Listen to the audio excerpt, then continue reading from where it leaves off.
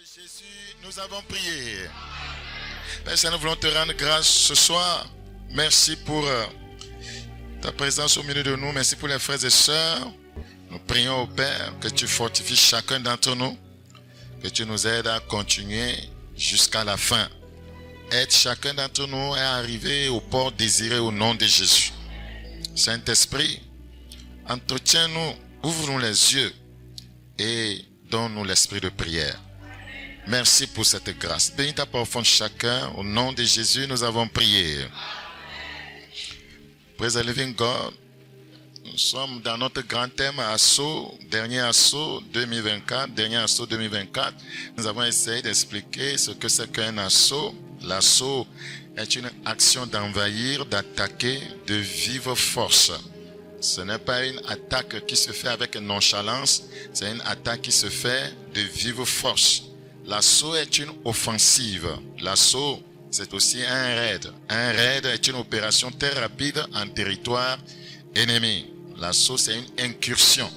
C'est une invasion d'un groupe armé très mobile en territoire ennemi.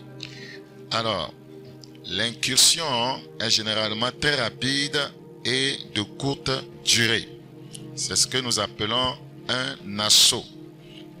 Pourquoi ce thème, dernier assaut 2024? Voyez, nous voulons simplement, au cours de ce programme, faire des incursions spirituelles, des invasions spirituelles, des attaques spirituelles, voyez, par l'entremise, par la puissance de la prière, voyez, dans le camp ennemi, afin de nous débarrasser de toute situation qui, chaque année, nous suit dans la nouvelle année. Donc, nous voulons par la puissance de la prière et de l'intercession stopper, arrêter des choses, voyez, qui sont têtues, des situations opiniâtres, qui ne veulent pas partir, qui nous suivent chaque année. Nous avons parlé de la tentative d'invasion par Sanchérib. Sanchérib a tenté, voyez, il a pénétré tout d'abord Juda, il a tenté d'envahir Jérusalem. Et le roi Ézéchias, voyez, qui régnait à l'époque, a mis tout en œuvre pour empêcher Sanchérib et son armée d'envahir Jérusalem. Et pour ce faire, Ézéchias avait fait quelque chose de très important, rebâtir, reconstruire la muraille qui était en ruine. Parce que lorsqu'il y a des failles dans votre système de défense, l'ennemi pourra facilement vous abattre. Et notre système de défense en tant que croyant, c'est notre salut. Donc si le mur de salut est tombé, nous devons le rebâtir rapidement. Sinon, voyez, nous ne pouvons pas vaincre l'ennemi. Il trouvera des failles, il trouvera, voyez, du chemin pour nous atteindre. Celui qui renverse une muraille, c'est ce que les Écritures disent dans Ecclésiaste, sera mordu par un serpent. Et je disais que, vous savez, nous venons à des programmes pareils et nous prions, mais quand nous entamons la nouvelle année, les mêmes situations demeurent. Et je vous ai fait comprendre que si nous ne changeons pas de vie, de caractère, de comportement, les mêmes situations demeureront, ils ne vont pas changer. Si on demeure toujours colérique, haineux, orgueilleux, arrogant, désobéissant, comment peut-on espérer voir des choses changer dans notre vie? Parce que, voyez, les mêmes causes produiront toujours les mêmes effets. Donc, il faut travailler notre, voyez, salut. Il faut, voyez, revoir notre système de défense. La Bible appelle, voyez, notre salut, voyez, le casque du salut. Voyez, le casque, voyez, prévient, voyez, des accidents mortels. Voyez, donc le casque du salut est très important pour, voyez, empêcher l'ennemi de nous atteindre. Alors, ce soir, rapidement, nous sommes en train de parler, cette semaine, nous parlons de l'invasion ennemie. L'invasion ennemie. Et je vous ai fait comprendre que Satan comprend bien, voyez, que l'attaque est quoi? La meilleure défense. Quand vous analysez bien les Écritures, vous allez voir que Satan aime toujours attaquer en premier. Voyez, les enfants de Dieu attendent répondre à ces attaques. Voilà. Or, ce n'est pas bon. Nous allons voir les invasions ennemies, la réponse des enfants de Dieu, et nous allons apprendre de cela et prendre des décisions pour ne plus subir quoi? Des invasions ennemies, des incursions ennemies, voyez, mais nous mettre plutôt maintenant à l'œuvre pour envahir, voyez, l'ennemi avant qu'il ne se mette en route pour nous détruire. Alors, ce soir, nous traitons du thème, en considérant le grand thème dernier assaut 2024, nous considérons le sous-thème l'invasion ennemie à Tsiklag et la réponse de David. L'invasion ennemie à Tsiklag et la réponse de David. L'invasion ennemie, Tsiklag, T-S-I-K-L-A-G. L'invasion ennemie à Tsiklag et la réponse de David. Nous sommes dans 1 Samuel chapitre 30, nous considérons le verset 1. 1 Samuel chapitre 30, 1 Samuel chapitre 30, le verset 1. 1 Samuel chapitre 30, le verset 1. Lorsque David arriva le 3e jour à Tsiklag avec ses gens, les Amalécites avaient fait une invasion dans le midi à Tsiklag. Ils avaient détruit et brûlé Tsiklag. L'invasion ennemie. L'invasion ennemie à Tsiklag est la réponse de David. Je relis encore ce passage. Lorsque David arriva le 3e jour à Tsiklag avec ses gens, les Amalécites avaient fait une invasion, un assaut, une incursion, un raid dans le midi, et à Tsiklag, ils avaient détruit et brûlé Tsiklag. C'était un raid, une invasion, c'était de courte durée. C'est pourquoi avant que David n'arrive, ils étaient déjà partis. C'est ça qu'on appelle un assaut, un raid, une incursion, une invasion. C'est toujours de courte durée et c'est très puissant, c'est très rapide. Ça se fait de façon vive.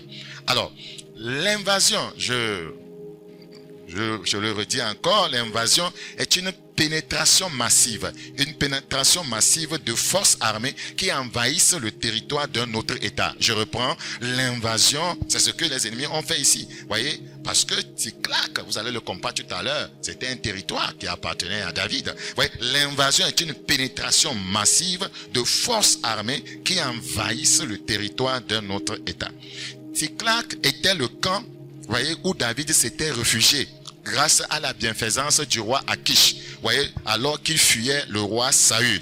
Akish était le roi, voyez, de Gad, et Gad était un territoire, voyez, des Philistins.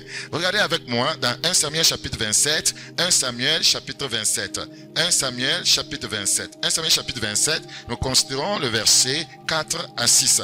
1 Samuel chapitre 27, le verset 4 à 6. Saül a informé que David s'était enfui à Gad, voyez, Akish était le roi de Gad. Et c'est là-bas que, voyez, David s'était réfugié. Cessa de le chercher. David dit à Akish, si j'ai trouvé, grâce à tes yeux, qu'on me donne dans l'une des villes du pays un lieu où je puisse demeurer. Car pourquoi ton serviteur habitera-t-il avec toi dans la ville royale? Et ce même jour, Akish lui donna Tsiklag. Soulignez, lui donna. Donc, bien que, voyez, c'était sur un territoire, voyez, des Philistins, voyez, Tsiklag avait été donné à David. On lui a donné ça.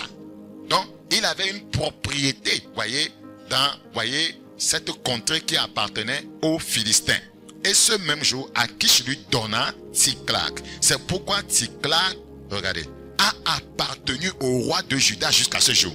Donc, c'est devenu un territoire, voyez, de Juda. Alors que ça se trouvait où? Voyez, chez les Philistins. Voilà, parce que ce territoire avait été donné, voilà, avait été donné, voyez, à David. C'est très important de noter cela. Alors, Tsiklag est devenu, voyez, un territoire, voyez, de Juda, des rois de Juda. Donc, les Amalécites, en l'absence de David, voyez, et de ces gens ont envahi ce territoire. Or David, voyez, avait construit un camp, il avait, voyez, beaucoup de gens, des familles, voyez, ils avaient des biens, des possessions. Quand lui-même faisait des incursions, tout ce qu'il ramenait, c'était à Tsiklag. Voilà, donc il y avait beaucoup de richesses là-bas. Donc les Amalécites, voyez, ont guetté l'absence de, voyez, David, et ils ont envahi ce territoire. Donc si vous manquez de bien garder vos possessions, l'ennemi va faire quoi?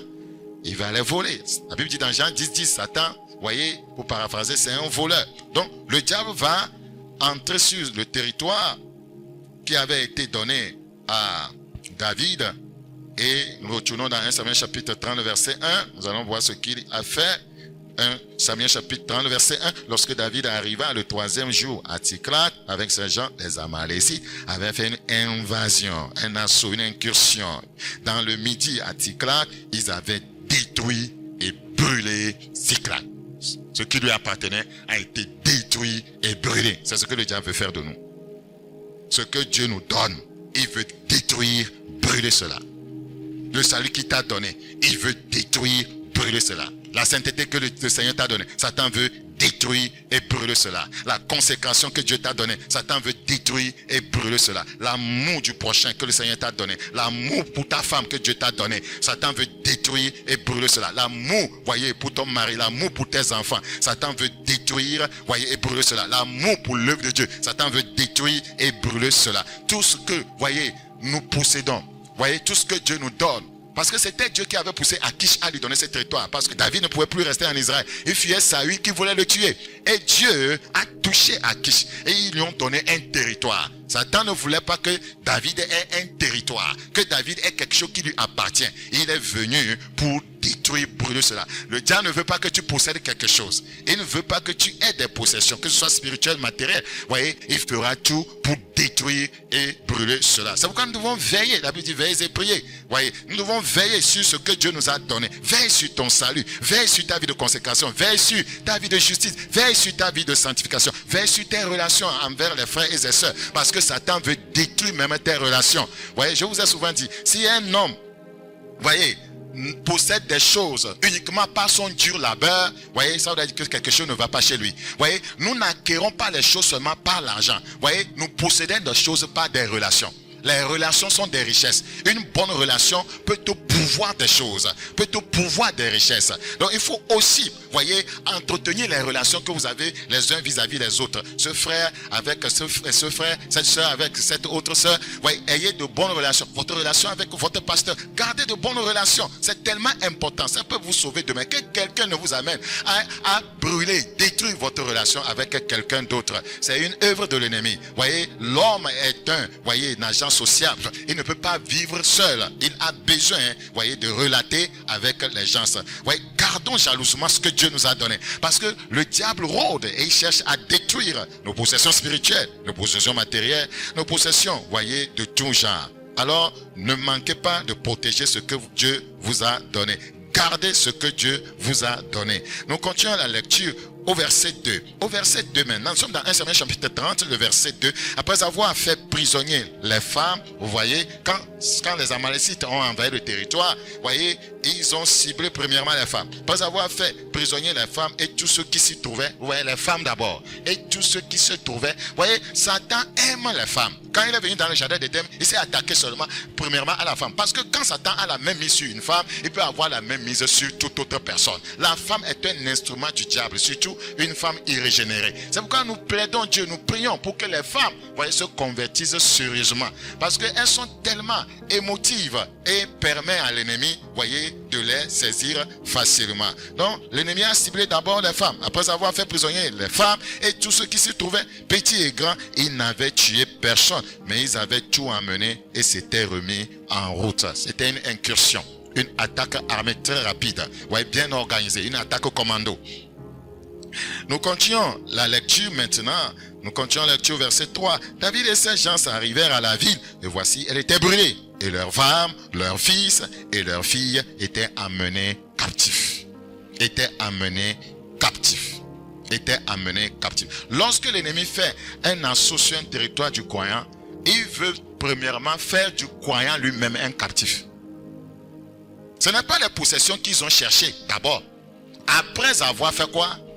Après avoir fait quoi? Fait prisonnier les femmes. Lorsque l'ennemi nous attaque, il veut faire de nous des prisonniers. Prisonniers de l'injustice, prisonniers de l'immoralité sexuelle, prisonniers de la mondanité, prisonniers de la haine, prisonniers de commérage. Ouais, Satan veut faire de nous d'abord des prisonniers. Il veut faire de tout ce qu'il attaque des prisonniers. Les prisonniers, pour que les gens puissent faire sa volonté, uniquement sa volonté. Donc, ils avaient tout amené. Ils ont fait captif à tous ceux qu'ils avaient trouvés sur le territoire. Alors David et le peuple qui était avec lui, le verset 4 s'il vous plaît, ils levèrent la voix et pleuraient jusqu'à ce qu'ils n'eussent plus la force de pleurer. Les 2 femmes de David avaient été amenées. Qui ne va pas pleurer lorsqu'on amène sa femme? Kalousia et encore ces 2. Shakaparanda. Les 2 femmes de David avaient été amenées. Achinoam de Jisraël et Abigaël de Carmel, femme de Nabal. Voyez, il a pleuré. Le diable, écoutez-moi très bien. Le diable, pour nous déposséder de nos possessions, nous pousse à la distraction. Répétez. Le diable, pour nous déposer de nos possessions, nous pousse à la distraction. Vous allez devoir être très attentif ici. Le diable, pour nous déposséder de nos possessions, nous pousse à la distraction, à des objectifs antiscripturaires. Quel était l'objectif? David poursuivait quoi en laissant le camp? Ouvrez les yeux. Pourquoi David a laissé le camp? Pourquoi David a laissé le camp? Le diable l'a distrait. Pourquoi David ne gardait pas ce qu'on lui a donné? Pourquoi les gens perdent ce que Dieu leur a donné? Pourquoi les gens perdent leur salut? Pourquoi les gens rétrogradent? Pourquoi les gens perdent la consécration, l'amour, le feu de Dieu? Pourquoi les gens perdent ça? C'est la distraction. David a perdu ses femmes à cause de la distraction, à cause des objectifs antiscripturaires, non dirigés par le Saint-Esprit. C'est pourquoi il a perdu le territoire, il a perdu ses possessions, il a perdu ses femmes, parce qu'il était distrait. Ce qu'il était parti pour faire n'était pas orienté par Dieu. David et ses gens ont laissé Tsiklag avec tout ce qui s'y trouvait pour aller combattre leurs propres frères. Vous voyez ce que nous faisons à l'église? Vous voyez comment nous nous combattons? Vous voyez? Ce frère m'a fait ci. Cette soeur m'a fait ci. Le pasteur m'a parlé comme ceci. Tu te mets dans tes états. C'est là-bas que Satan vient.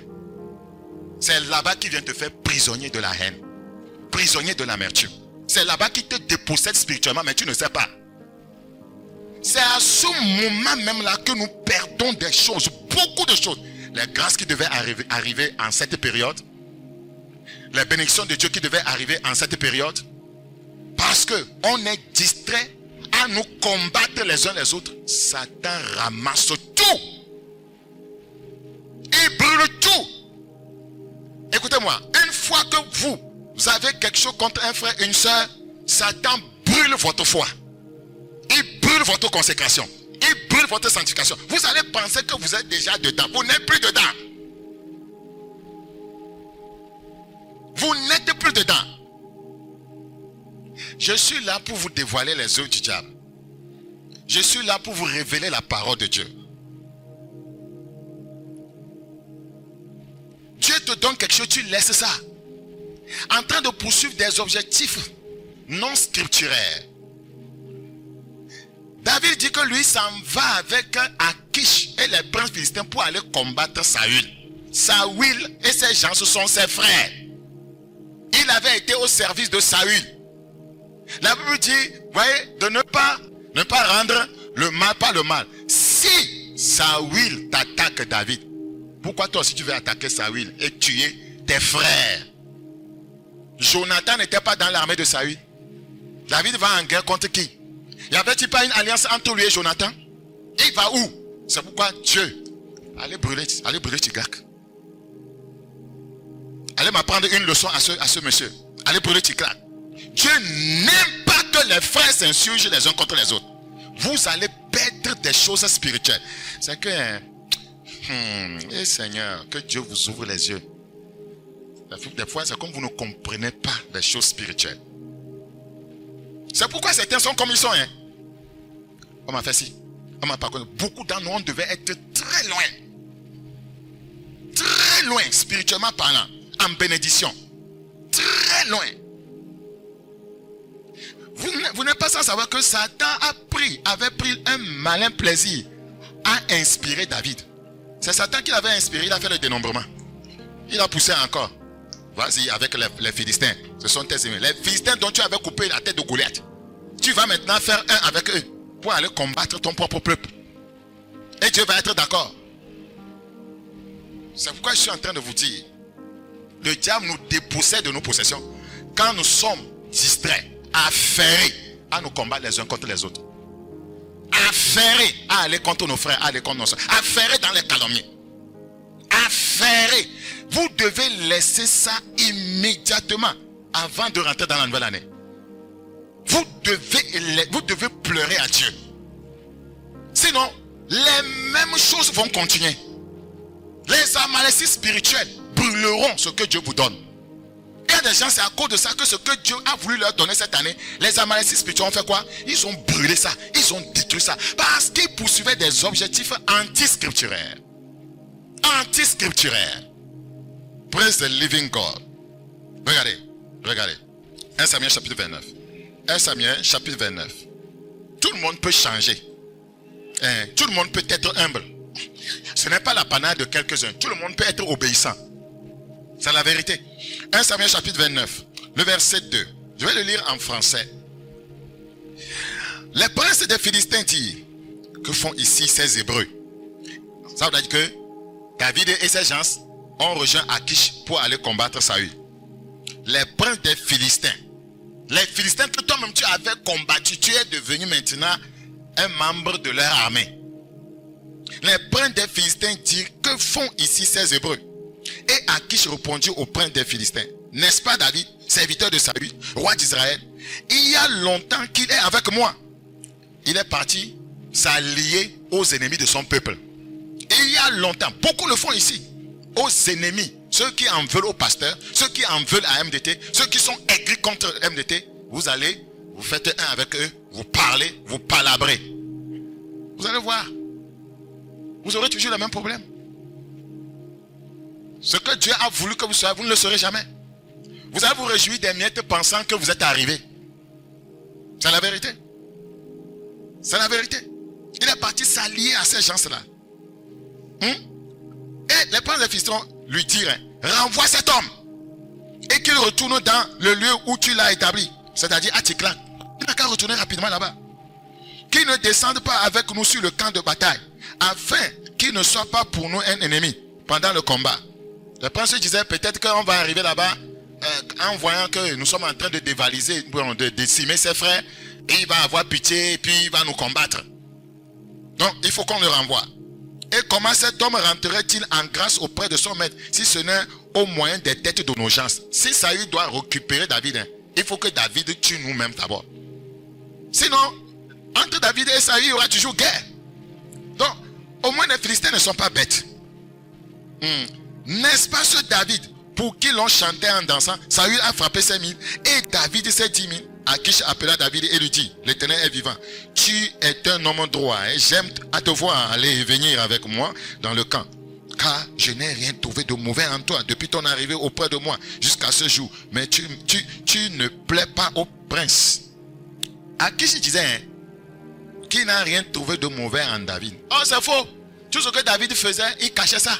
Quand David faisait des incursions, il tuait les gens, massacrait les femmes, taillait les gens en pièces, les sciait. Il tuait enfants, il tuait, voyez, femmes, hommes. Il ne laissait personne vivant parce qu'il ne voulait pas qu'Akish sache. C'est comme ça les gens sont. Voyez, apparemment, ils font les agneaux. Vous allez dire que non, je ne trouve rien de mauvais chez cette soeur. Je ne trouve rien de mauvais chez ce frère. Vous voyez, David cachait bien son jeu. David dit à Akish, mais qu'ai-je fait et qu'as-tu trouvé en ton serviteur depuis que je suis auprès de toi jusqu'à ce jour pour que je n'aille pas combattre les ennemis de mon Seigneur le roi? Soulignez ça. David dit que lui s'en va combattre les ennemis d'Akish.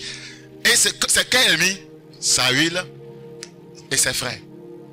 Ses propres frères, il les traite maintenant d'ennemis.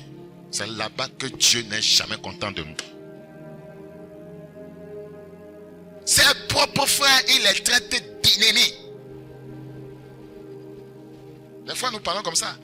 Sœur, il y a un problème. Non.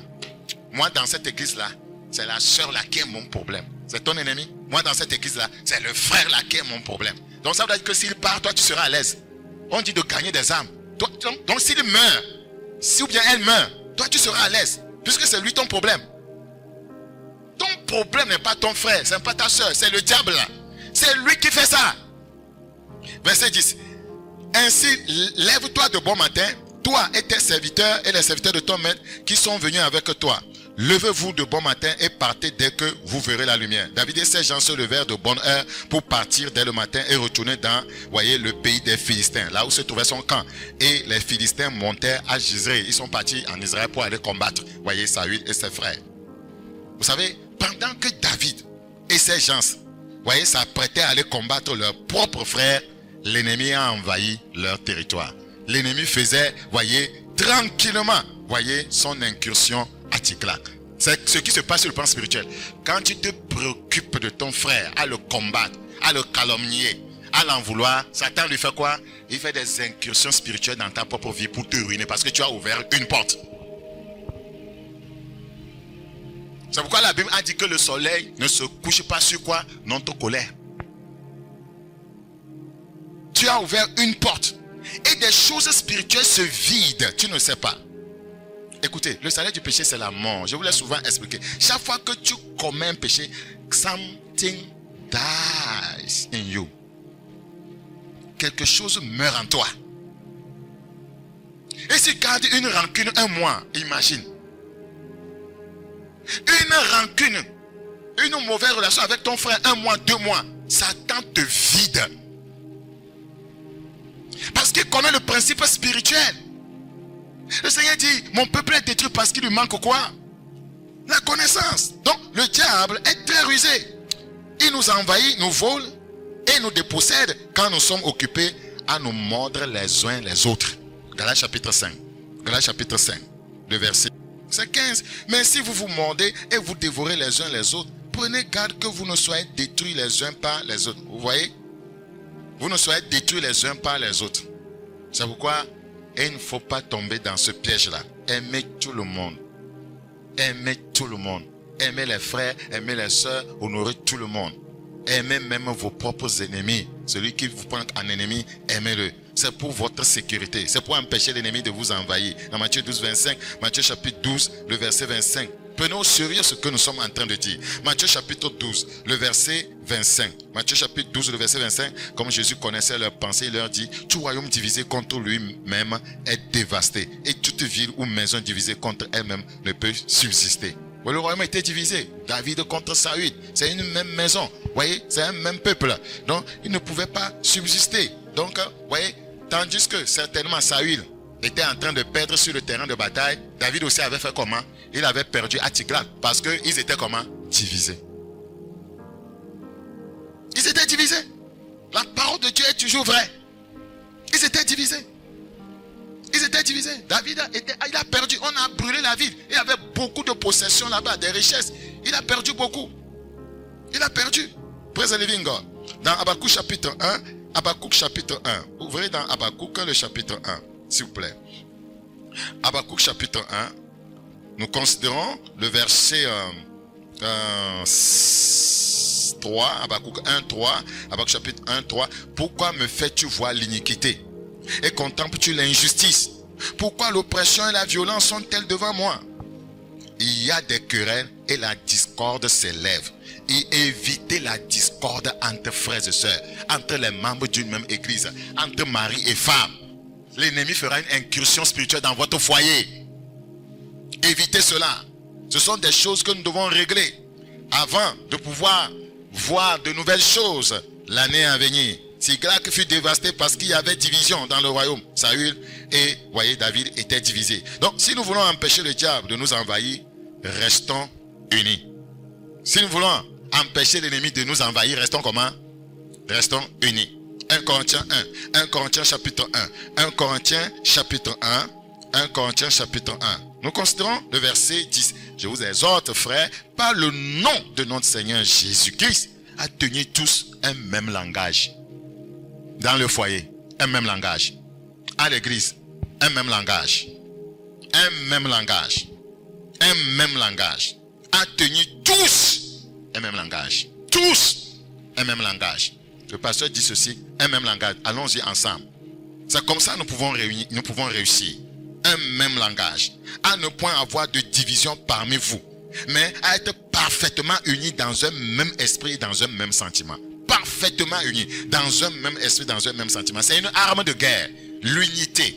Être parfaitement unis dans un même sentiment. Madame, essaie de comprendre ton mari. Femme, essaie de comprendre, voyez, ton mari. Mari, essaie de comprendre, femme, qu'il y ait unité parfaite. Lorsque vous allez en rang dispersé, l'ennemi va vous sucer. Il va vous détruire.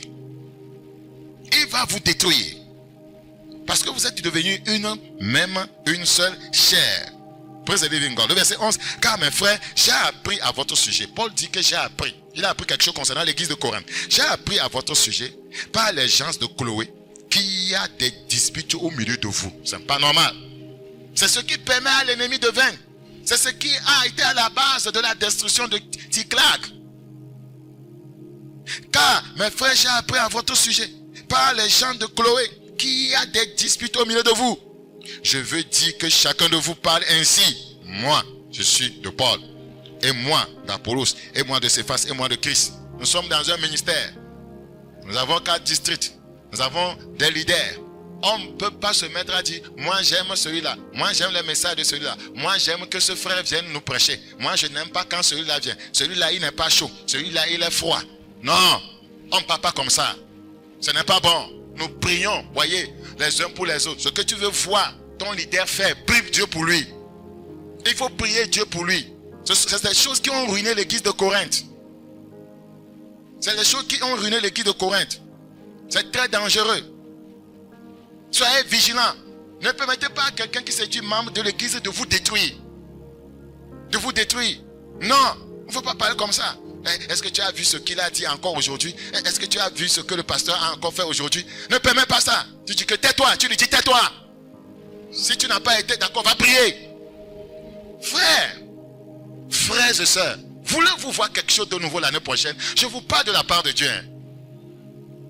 Sinon, vous aurez les mêmes problèmes, les mêmes revers, les mêmes scénarios. Praise the living God. Regardez, le verset 12. Je vais dire que chacun de vous parle ainsi. Moi, je suis de Paul. Et moi d'Apollos, et moi de Céphas, et moi de Christ. Bien que Paul avait plus d'onction que tous, Paul n'a pas accepté sa manière de parler. Paul c'est quelqu'un qui était tellement humble. Il ne s'est pas laissé emporter par l'orgueil. Paul va leur dire quelque chose d'important au verset 13. Christ est-il divisé? Christ est-il divisé? Paul a-t-il été crucifié pour vous? Il faut élever plutôt Jésus-Christ. Paul a-t-il été crucifié pour vous? Ou est-ce au nom de Paul que vous avez été baptisés? Quand vous considérez l'église d'aujourd'hui, surtout, vous voyez, dans les pays anglophones, on veut savoir qui a plus de membres, qui a construit un plus grand temple. C'est la course là, la concurrence aujourd'hui. Qui fait plus de miracles, qui a libéré plus d'onction, qui court vers les nations. C'est ça l'église d'aujourd'hui. Ce n'est plus. Est-ce que les gens se convertissent? Est-ce que les gens se préparent pour le ciel? Est-ce que les gens sont transformés? Est-ce que les gens, voyez, sont prêts pour l'enlèvement?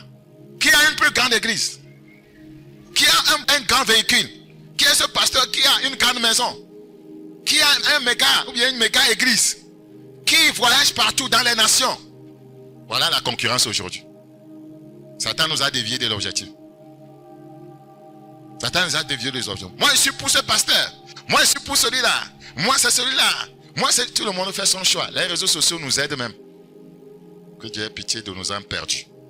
Dans Proverbe 17, le verset 1. Proverbe chapitre 17, le verset 1. Proverbe 17, le verset 1. Tandis qu'ils sont dans ces concurrences-là, un petit pasteur au village avec ses membres les prépare bien. Ils mènent leur vie de sainteté, l'enlèvement vient et ils partent. Et ceux qui sont là, c'est nous les grands groupes. C'est nous les grands. Nous sommes une église riche. Êtes-vous sûr que Laodicée sera enlevée? Une église Laodicée sera enlevée? Elle ne sera pas enlevée. Elle ne sera pas enlevée. Proverbe chapitre 17, le verset 1. Proverbe chapitre 17. Concentrez-vous sur vous-même. Concentrez-vous à travailler votre vie. Proverbe chapitre 17. Proverbe 17, le verset 1. Proverbe chapitre 17, le verset 1. Mieux vaut un morceau de pain sec avec la paix qu'une maison pleine de viande avec des querelles. Oui, une maison pleine de viande. Pleine de viande, ça représente beaucoup de choses. La richesse, vous voyez, la richesse, beaucoup de richesse, mais il y a des querelles là-bas. Beaucoup de richesse, mais il y a des querelles là-bas. Mieux vaut un morceau de pain sec avec la paix. Si Dieu t'a donné un mari qui amène un morceau de pain sec et il y a la paix, loue Dieu. Loue Dieu. Que d'avoir, voyez, beaucoup de viande, voyez, avec des querelles. Parce que quand c'est beaucoup de viande, il y a des détritus qui vont rester dans tes dents. Et tu seras en train de faire querelle. Praise the living God. Il y a beaucoup de querelles. Que le Seigneur, dans sa miséricorde, nous aide à comprendre ces choses. Dans Proverbe chapitre 20, le verset 3. Proverbe chapitre 20, le verset 3. C'est une gloire pour l'homme de s'abstenir des querelles. Alléluia. Vous ne voulez-vous pas cette gloire l'année prochaine? C'est une gloire pour un foyer. De s'abstenir des querelles. Mais tout insensé se livre à l'emportement. Quand tu t'emportes vite, les Écritures t'appellent comment? Un insensé. Madame, tu t'emportes vite. La Bible dit que tu es un insensé. Monsieur, tu t'emportes vite. La Bible dit que tu es un insensé. Donc, ne permettons pas, voyez, à l'adversaire de nous occuper par des futilités, pendant que lui s'affaire à nous déposséder spirituellement. David était préoccupé, voyez, à attaquer ses propres frères, et l'ennemi l'a, voyez, complètement dépossédé de ses biens, de ses femmes, a brûlé Tiglath, a détruit Tiglath. Donc, quand le diable vous envahit, il vous dépossède de la justice, de la sainteté, de la vie de prière. Il vous dépossède, voyez, de vos biens. Vous serez dans un état, voyez, lamentable. Regardez avec moi dans 1 Samuel chapitre 30. Ouvrez avec moi dans le livre de Samuel, 1 Samuel chapitre 30. Nous considérons maintenant le verset 4. Alors, David et le peuple qui était avec lui élevèrent la voix et pleurèrent jusqu'à ce qu'ils n'eussent plus la force de pleurer. Le verset 6. David fut dans une grande angoisse, car le peuple parlait de le lapider, parce que tous avaient de l'amertume dans l'âme. Vous voyez maintenant? Ils ont suivi à la guerre. Ils ont dit, David, c'est pas toi qui nous as dit d'aller combattre aux côtés des Philistins. Comment toi, leader, tu peux dire d'aller combattre tes frères? Voilà qu'on a pris nos femmes. David, on doit te lapider. Hein? C'est comme ça alors. Quand ça ne marche pas, c'est le leader. Donc, si vous êtes prêt à lapider un leader, si ça ne va pas, alors soyez prêt à lui obéir. J'ai dit quoi? Si vous êtes prêt à le lapider un leader, de l'accuser de tout, quand ça ne va pas, alors soyez aussi prêt à faire quoi? À lui obéir. On n'obéit pas, mais quand ça ne va pas, on veut lapider. Ce n'est pas normal. Vous voyez, c'est propre, voyez, soldat. On dit, David, tu as fait erreur. Hein? Pourquoi tu nous as amenés pour aller combattre? Hein? Tu as fait une grave erreur. Regardez, lorsque l'ennemi vous envahit, vous détruit, vous allez avoir 3 problèmes. 1. Les pleurs. Les pleurs seront votre nourriture. Il y a des gens, ils pleurent souvent. C'est Dieu seul qui sait ça. Ils pleurent dans leur chambre par rapport à leur vie. Que les choses ne vont pas. L'ennemi t'a envahi. C'est un envahissement. C'est que l'ennemi est apte à te posséder de quelque chose. C'est pourquoi tu pleures. C'est que tu n'as pas la révélation. Tu es envahi. Tu es en prison. Tout prisonnier pleurera. 2. Quand l'ennemi vous envahit, l'angoisse sera votre boisson.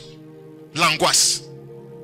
David fut dans une grande angoisse. L'angoisse sera votre boisson. Les pleurs seront votre nourriture. L'angoisse sera votre boisson. 3. La Bible dit que les gens, l'amertume dans l'âme. L'amertume dans l'âme, chacun à cause de ses fils et ses filles. Il voulait lapider David. Quand Satan vous envahit et vous dépossède, vous aurez quoi? L'amertume dans l'âme.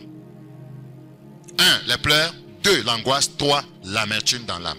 Voyez maintenant pour prier la réponse de David face à la situation. La réponse de David face à la situation. La réponse de David. Si nous passons par des périodes comme ça, l'ennemi nous a déjà envahis, il nous a dépossédés et nous voulons récupérer tout. Il y a un moyen, il y a un chemin, il y a un processus pour récupérer tout. On ne récupère pas ce que l'ennemi a volé comme ça. Les gens pensent que quand ils vont commencer à crier au nom de Jésus, je récupère, qu'ils vont récupérer. Non. Non. Ouvrez les yeux et suivez l'enseignement. Ça va vous aider vous-même à aller prier. La réponse de David face à la situation. 1 Samuel chapitre 30, le verset 6. Nous ne voulons pas que l'ennemi nous envahisse. Mais si cela arrivait, quelle devrait être notre réponse? Nous voulons être les premiers à envahir. Mais si le contraire arrivait à cause de notre négligence, à cause de ce que nous avons vu ici, nos divisions, nos querelles, quelle doit être notre réponse?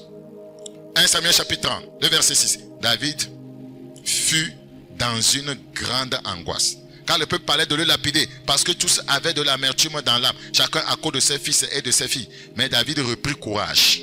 en s'appuyant sur l'Éternel, son Dieu. 1. Si vous voulez reprendre ce que l'ennemi vous a volé, vous devez premièrement reprendre courage.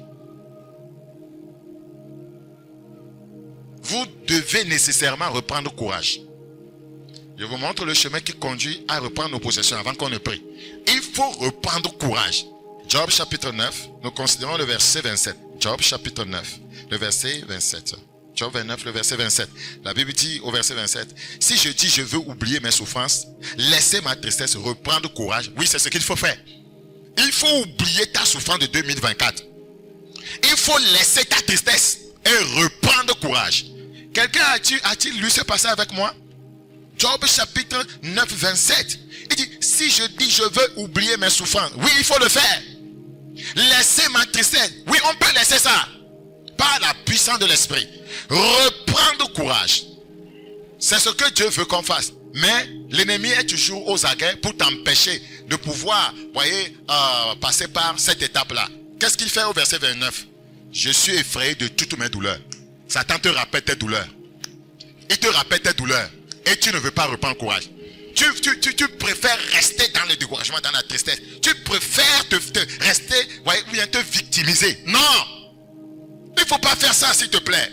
Je suis effrayé de toutes mes douleurs. Tu te rappelles de ces choses-là. Et puis, tu es effrayé. Je sais que tu ne me tiendras pas pour innocent. Hein? Il dit que, il sait que Dieu ne lui tiendra pas pour innocent. Hein? Si, quel passage. Je sais que tu ne me tiendras pas pour innocent. Si tu ne laisses pas la tristesse, si tu ne reprends pas courage, tu ne seras pas innocent devant lui. Il faut reprendre courage. Il faut reprendre courage en faisant quoi? En s'appuyant sur Dieu. Praise the living God. 2. Tu veux reprendre ton Abigail. Tu veux reprendre, Achinoam. Tu veux reprendre tes possessions. Il faut, 1, reprendre courage. 2, il faut consulter l'Éternel. Quand on reprend courage, maintenant là, on consulte l'Éternel. Ici, il s'agit de la prière. On consulte l'Éternel que par la prière. Il faut aller dans la prière pour recevoir de l'orientation, pour recevoir des directives. C'est très important. 1 Samuel chapitre 30, le verset 8. 1 Samuel chapitre 30, le verset 8. 1 Samuel chapitre 30. 1 Samuel chapitre 30, le verset combien?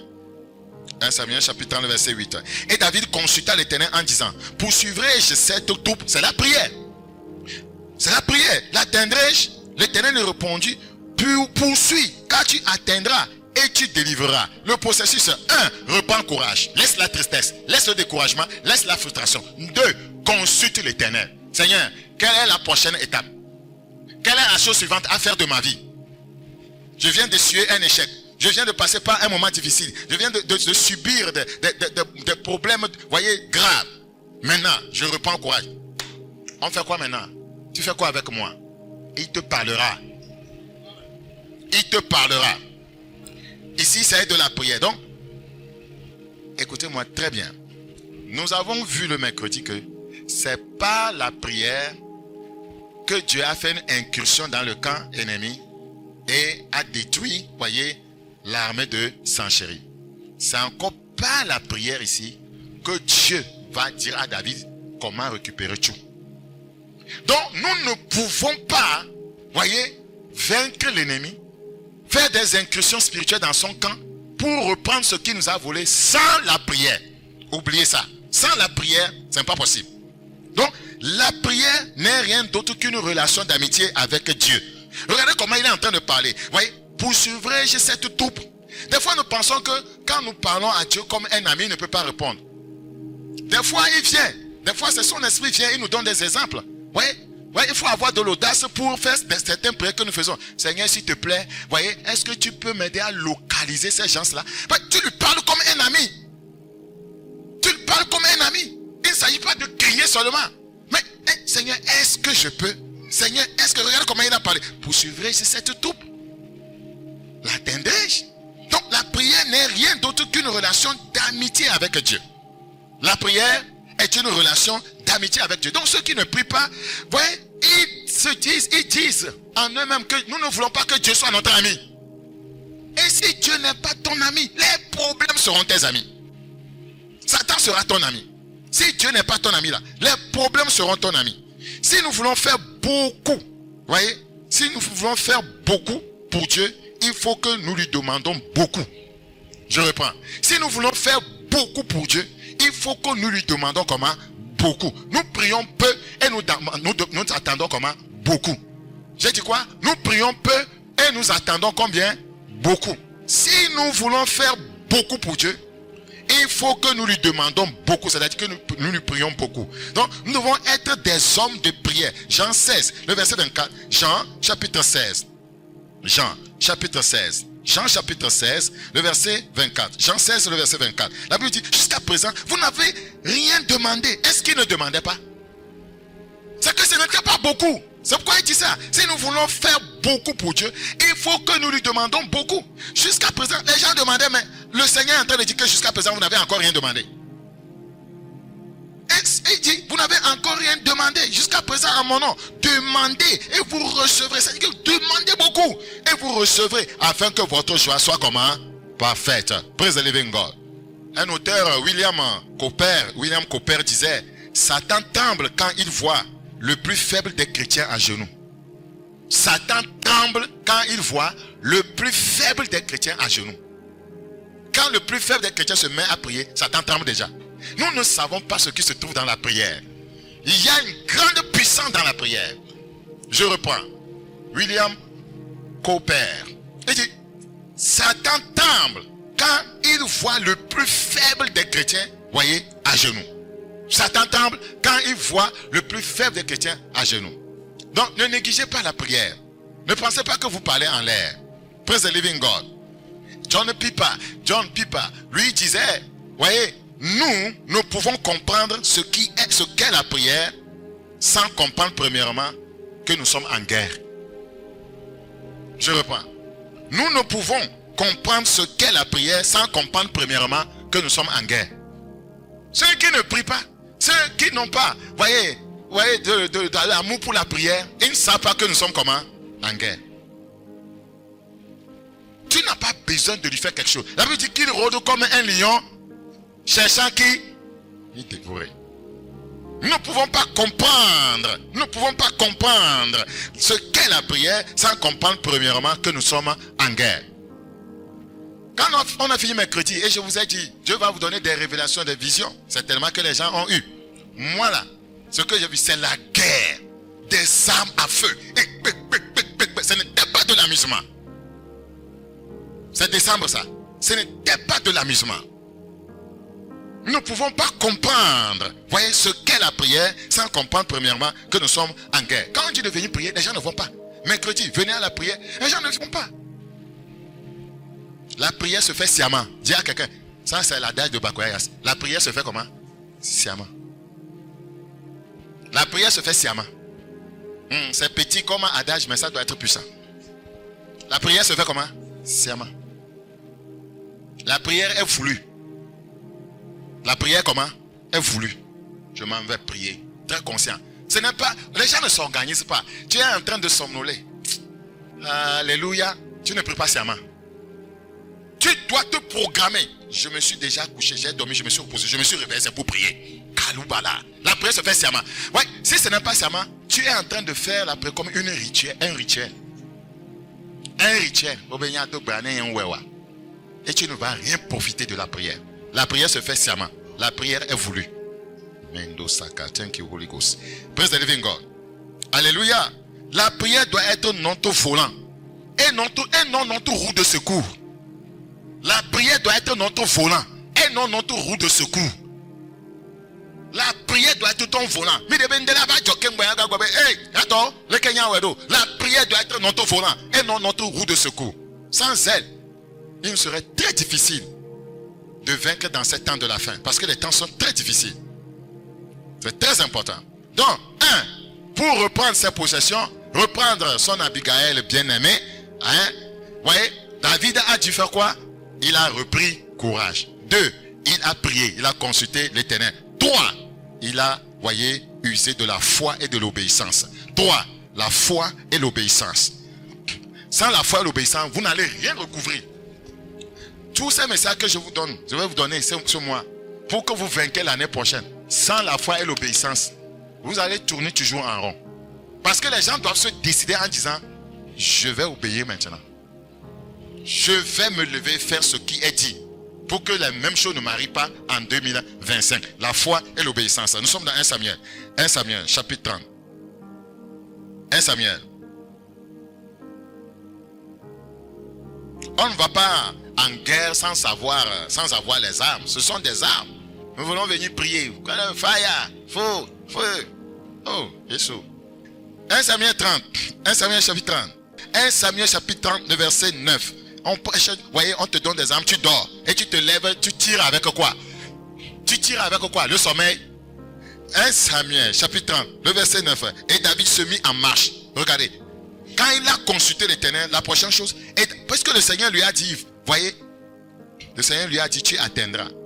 Le Seigneur dit, poursuis. Est-ce que vous avez vu ça dans le verset 8? Poursuis. C'est un ordre. C'est un commandement. Il faut la foi et l'obéissance pour obéir à ça, afin de pouvoir reprendre tes possessions. Poursuis. C'est là-bas que nous échouons. Poursuis. La foi et l'obéissance. C'est la troisième chose à engager. La foi et l'obéissance. Ouais, regardez, nous trouvons ça dans Hébreu. Hébreu chapitre 11. Hébreu chapitre 11. Hébreu chapitre 11. Hébreu chapitre 11. Nous considérons le verset 8. Hébreu chapitre 11, le verset 8. La Bible dit, c'est pas la foi qu'Abraham, lors de sa vocation, obéit et partit. Poursuis, tu dois obéir. Il obéit et partit. C'est la foi ça. Il obéit et partit pour un lieu qu'il devait recevoir en héritage et qu'il partit sans savoir où il allait. Pourquoi j'ai dit foi et obéissance? David ne savait pas là où se trouvaient les Amalécites. Est-ce que vous comprenez? On dit de poursuivre. Il ne sait pas là où ils sont partis. Il ne sait pas là où on a amené sa femme et ses enfants. Et le Seigneur dit poursuis. Il faut la foi et l'obéissance. Tu te lèves. Ne dis pas que Fikemato. Le Seigneur dit poursuis. Lève-toi. Manifeste la foi. Obéis. Il y a des gens, ils vont commencer à parler. Poursuivre comment? Je ne sais pas, ils sont partis à l'ouest. Je ne sais pas qu'ils sont partis à l'est. Je ne sais pas, ils sont partis au sud. Tu es en train de me dire de poursuivre. La foi et l'obéissance. Quand il va obéir, vous allez voir ce qui va se passer. Dieu lui aussi savait qu'il ne sait pas là où ils sont. Mais comme il a obéi, Dieu va mettre quelqu'un sur son chemin. Ah! Obéis, voici Dieu ne fera rien pour toi. Obéis, voici ne mettra personne sur ton chemin. Obéis. Obéis, et foi et obéis. Obéis, voici ne va pas te bénir. Obéis seulement. Quand il te dit de faire quelque chose, obéis. Il dit de donner, donne, obéis. Ne raisonne pas, ne parle pas, ne murmure pas. Pourquoi ceci, pourquoi ça? On obéit. Le verset 33. Le verset 33. Hébreu 11. Hébreu chapitre 11. 33. Praise the living God. 33. Qui par la foi vainquit des royaumes. David a obéi. Il a manifesté la foi. Il va aller vaincre. Par la foi, on vainc toujours. Qui par la foi vainquit des royaumes, exerçait la justice, obtint des promesses, fermait la gueule des lions. La quatrième chose que David a fait, voyez, qu'il a conduit à, voyez, récupérer, voyez, tout ce que les Amalécites lui avaient volé, c'est la persévérance. Vous savez pourquoi? Quand tu poursuis, tu peux être fatigué. Quand tu obéis, tu peux être dans l'obéissance, mais tu ne vois rien. Tu ne vois rien. Seigneur, on dit de donner, je donne toujours, dis, mais les pots ne sont pas. Persévérance. Persévérance. C'est là-bas que les gens aussi échouent. La prochaine étape, c'est la persévérance. La persévérance. La persévérance. Il va persévérer. Regardez, nous sommes dans 1 Samuel 30. 1 Samuel chapitre 30. Le verset 10. 1 Samuel 30, le verset 10. David continua la poursuite. Quand on dit continuer, ça veut dire que il a persévéré. C'était difficile. Il continua. Il ne les trouvait pas. Il continua, voyez, la poursuite. Pourquoi ceci? Quand vous lisez le verset 9, vous allez voir que beaucoup n'ont pas continué. Beaucoup ont dit que nous sommes comment? Fatigués. Beaucoup ont dit que nous ne pouvons plus. David, lui, il a continué. Frère, si les gens veulent s'arrêter, ne t'arrête pas. Si les gens veulent abandonner, n'abandonne pas.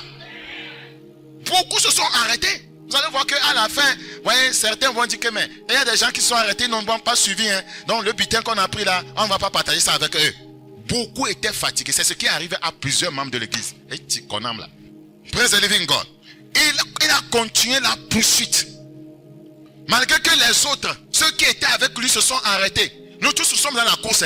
Mais écoutez-moi, certains frères vont s'arrêter. Ne t'arrête pas. Après, beaucoup se sont arrêtés cette année, ils nous ont quittés. Nous sommes venus en détail.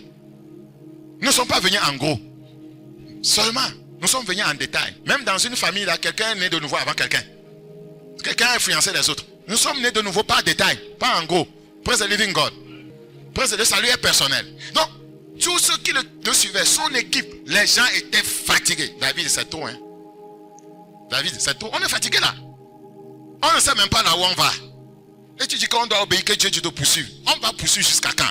Bon, nous on va s'asseoir ici, hein. on va rester ici. Regardez, le verset 9. Et David se mit en marche, lui et les 600 hommes qui étaient avec lui. Ils arrivèrent au torrent de Bessor, où s'arrêtèrent ceux qui restaient en arrière. David continua la marche et la poursuite avec 400 hommes. Ça veut dire que combien se sont arrêtés? 200. C'est ce qui se passe dans l'église. L'église, hein, c'est comme ça. Il y a des gens qui viennent, il y a des gens qui font quoi? Des gens qui partent. Mais ce qui est sûr, c'est que moi, je ne peux pas partir. Si toi aussi, je ne peux pas partir, je peux le dire. Praise the living God. Il trouvait, verset 11, dans les champs. Quand il a persévéré, qu'est-ce qui est arrivé? Il trouvait dans les champs un homme égyptien. Dieu savait qu'il a obéi, qu'il ne savait pas là où se trouvaient les Amalécites. Dieu va mettre sur son chemin l'Égyptien. On appelle ça quoi? Le bon samaritain. On appelle ça encore aide destinée. L'obéissance et la foi va vous faire rencontrer votre aide destinée. Si c'était arrêté, il ne va pas voir l'Amalécite, l'Égyptien là. Or, c'est lui que Dieu a destiné pour faire quoi? Pour les amener maintenant, voyez, chez les Amalécites pour reprendre leur possession. C'est pourquoi je vous ai dit, hein, récupérer, hein, ce n'est pas en l'air. Fire! Fire! Fire! Fire! Il y a un processus. Praise the living God. Alléluia, alléluia. Alléluia. Donc ils ont rencontré l'Égyptien. C'était l'œuvre de Dieu. Dieu avait vu la foi de son serviteur. Dieu n'a pas voulu que son serviteur soit errant. Dieu a placé quelqu'un sur son chemin. Et il trouvait dans les champs un homme égyptien qu'ils conduisirent auprès de David. Ils lui firent manger du pain et boire. Écoutez-moi. Quand vous lisez Josué, Juge 8:4, la Bible dit, fatigué mais poursuivant toujours. C'est ce que David a fait. Poursuivant toujours. Une fois que c'est Dieu qui m'a dit, je suis fatigué mais je poursuis. Une fois que c'est sur le chemin du ciel, je suis fatigué mais je poursuis. Je suis fatigué. Je suis fatigué de mon mari. Mais une fois que c'est Dieu qui nous a réunis et Dieu a refusé le divorce, je poursuis. Je suis fatigué de ma femme. Je poursuis. Et jusqu'à ce que Dieu va la changer. Dieu va changer mon mari. Dieu va changer mes enfants. Je suis fatigué de mes enfants, mais je poursuis. Je ne vais pas les livrer à Satan. Je ne vais pas prononcer des malédictions contre eux. Je poursuis. Que quelqu'un dise je poursuis. Praise the living God. Donc ne perdez jamais confiance en vous, en dépit des circonstances et opinions d'autrui. Voyez, les autres ont dit nous sommes fatigués, nous allons nous arrêter. Ne perdez jamais quoi? Confiance en vous, en dépit des circonstances et opinions et les opinions d'autrui. Ce sont les opinions d'autrui qui ont fait retarder plusieurs personnes. Ne faites pas ça. Ne vous laissez jamais abattre. Ne vous laissez jamais abattre. Poursuivez vos efforts malgré les échecs. Les obstacles font partie du processus de réussite. Je reprends. Ne vous laissez jamais abattre. Poursuivez vos efforts malgré les échecs. Les obstacles font partie du processus de réussite. Dans la vie, chaque difficulté rencontrée doit être l'occasion d'un nouveau progrès. Je reprends. Dans la vie, chaque difficulté rencontrée doit être l'occasion d'un nouveau progrès. Je reprends une dernière fois. Voyez, dans la vie, chaque difficulté rencontrée doit être l'occasion d'un nouveau progrès. Ce n'est pas parce que, oui, ce n'est pas grave si vous avancez lentement. Écoutez-moi, ce n'est pas grave si vous avancez lentement du moment où vous ne vous arrêtez pas. Je reprends. Ce n'est pas grave si vous avancez lentement du moment où vous ne vous arrêtez pas. Je vais abandonner certaines choses. Vous voyez, ça ne quitte pas vite. L'essentiel, c'est que ça est en train de quitter un peu. Si je n'arrête pas, c'est déjà bon. C'est petit à petit que l'oiseau fait quoi? Sonne. Il ne faut pas se dire que non, comme je n'ai pas vu la chose d'emblée, moi je suis découragé, j'abandonne. Non. C'est pourquoi nous disons, ce n'est pas grave si vous avancez lentement. du moment où vous ne vous arrêtez pas. Parce que chaque pas vous amène vers votre objectif. Si vous n'arrivez pas à courir, mais vous faites chaque pas, chaque fois, chaque pas, chaque jour, ça vous approche de votre objectif. Du moment où vous ne vous arrêtez pas, ce n'est pas grave quand vous allez lentement. Praise the living God. Hébreux 6, 12. Hébreux 6, 12. Hébreux chapitre 6, 12. Hébreux 6, 12. Regardez. En sorte que vous ne vous relâchez point. Je ne me relâcherai point. Et que vous imitiez ceux qui par la foi et la persévérance héritent des promesses. David par la foi et la persévérance a hérité la promesse de Dieu qui lui disait, tu poursuis, tu atteindras. C'est par la foi et la persévérance. C'est très important. La cinquième chose que David a fait, et voyez la dernière, pour pouvoir recouvrir ses possessions, c'est la bienveillance et la bienfaisance. La bienveillance et la bienfaisance. La bienveillance est quoi? La bienfaisance. Nous sommes dans 1 Samuel 30.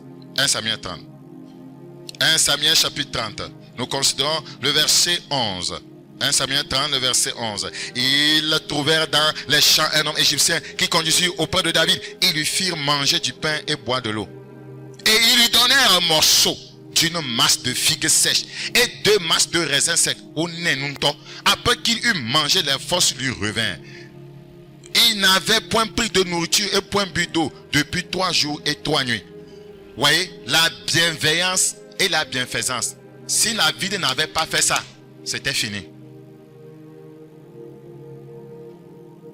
Tu ne vas pas l'aider. Le croyant doit être quelqu'un qui pratique la bienveillance, la bonté et la bienfaisance. Et nous doit mettre. Il n'a pas nous yo pata yento bois, ma on a bebo encore. Et trop ho, nous nade, au trop bona. Nous nana le processus que conduit na bena ya to hon ko satana finamia. Nous nana leme. Nous nana leme. La bienveillance et la bienfaisance. La bienveillance et la bienfaisance. Hébreux chapitre 16 parle de la bienfaisance. Que le Seigneur veut que c'est à de telles libéralités que Dieu prend plaisir. La bienfaisance. Dans 2 Chroniques chapitre 10, le verset 7. 2 Chroniques 17. 2 Chroniques 10, 7. 2 Chroniques 10, 7.